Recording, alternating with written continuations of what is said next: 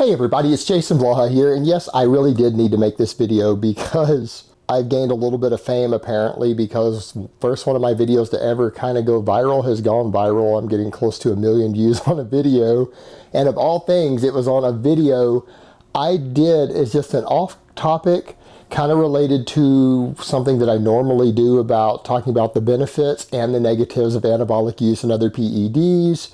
And I just saw something that came across my social media feed I thought I would address briefly in one of my little coffee videos while I was drinking my coffee with just my microphone and my headset on. And I didn't think it was going to be a big deal. I thought it was going to be a little video that got maybe 10,000 views. The same thing with my Ronda Rousey versus Holm video. I was not expecting any of these videos to get blasted all across the MMA world. Most of my videos, as you guys see, get between 10 and 20,000 views. I have a few videos that get over 100,000. Maybe one or two a month that hit 100,000 or more. I don't have that kind of outreach. So I wasn't expecting anything like that to happen. And it's just kind of funny, the reaction, because a lot of people have reacted and responded to what I've done because they don't understand who I am. They don't know what my channel's about. That is their first exposure to me. One of the biggest things being thrown at me is that you don't know anything about drugs or MMA. I'll be honest, I don't know a lot about MMA. I'm not a fan of MMA. Do I have a martial arts background? Yes. Did I study martial arts growing up? Yes. Have I ever been in a competitive ring? No. I don't really see the point in it. I don't think it's that interesting. I've watched a few MMA matches. I've watched a couple dozen of them over the years. I'm not a big follower of it. I know martial arts, but I do not follow it competitively. The idea of beating someone up outside of a self-defense type scenario is just not something of big interest to me. But I have friends who actually competed, and I know people who do, and I know a lot of people are really passionate about it. I don't claim to be an MMA expert. I wasn't making any of those videos with the claim to be an expert in the topic, so I don't hope no one took it that way. I am, however, I do claim to be an expert on anabolic steroids, performance-enhancing drugs, and how to cheat on drug tests. I am an expert on passing drug testing. I used to get paid to do this. So, and I make videos about this, and a lot of people came to my channel talking about, well, this person's drug test, Holly Holmes' drug test should prove something. Like, no, to me it doesn't. Why would you come to a channel where someone discusses, and I have had detailed videos I took down because I'm like, it's probably not a good idea to put that out, but I have. A lot of you know that who watch my channels regularly. I have put out information on step-by-step processes on getting through various types of drug tests. I actually have put out information on how to do it step-by-step. So if I've put that sort out, and I tell people that I used to get paid to help college athletes get through all of their drug tests, and none of my guys ever got popped, then that should tell you that if you come to my channel talking about drug testing, no, it doesn't mean anything to me. Drug testing, just like Joe Rogan's interview with Victor Conte said, drug testing is nothing more than an IQ test in sports. And I agree with Victor Conte as someone who's been around this. I have a lot of friends who are coaches with a lot of elite athletes.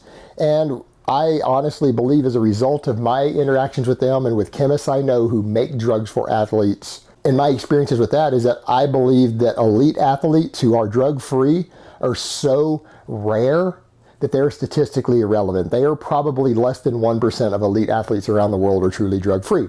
They're all on drugs. So I'm not singling anybody out. I'm not saying that only one person in a fight was on drugs. You don't get to that level without drugs. You don't even get close to that level without drugs, hard work, and talent. You have to have all those things. That's just the nature of how competitive sports are today.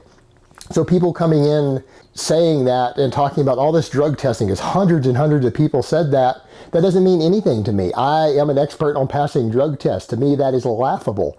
If you think that drug tests work after all the media information that's come out on it over the years, everyone from the Victor Conte stuff to the stuff at the Olympic Games and various countries running massive programs around this, if you honestly think that drug testing works at this point, you live in some delusional fantasy world. You hang out with Santa Claus, the Easter Bunny, and the Tooth Fairy. You're not here in the real world at this point. If you honestly believe that, you're completely out of touch. As far as people saying I'm being bitter because I'm a Ronda fan, again, I'm not an MMA fan.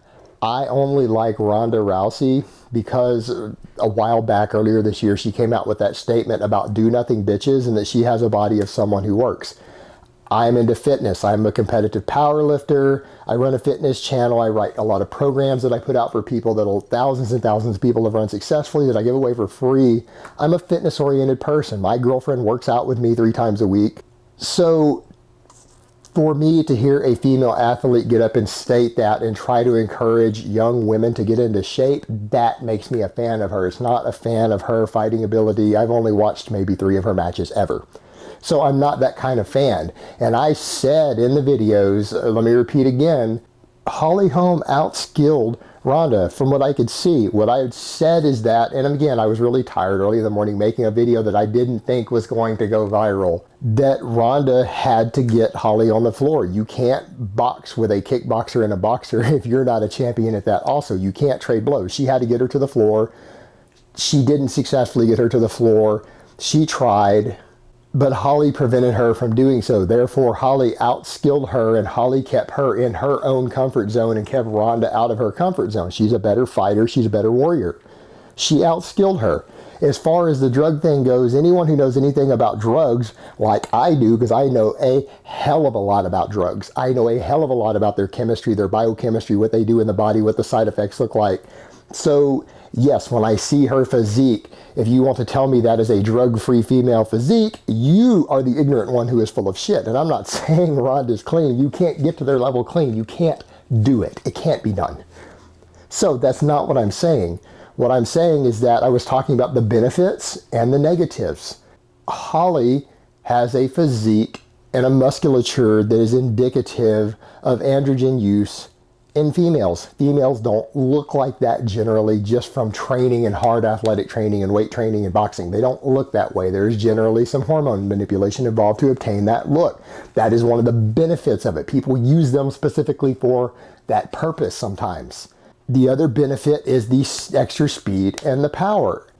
And that was the only point. I wasn't trying to single out Holly Holmes or say that was the only factor there. And anyone who interpreted it that way doesn't understand what my channel's about, what I do.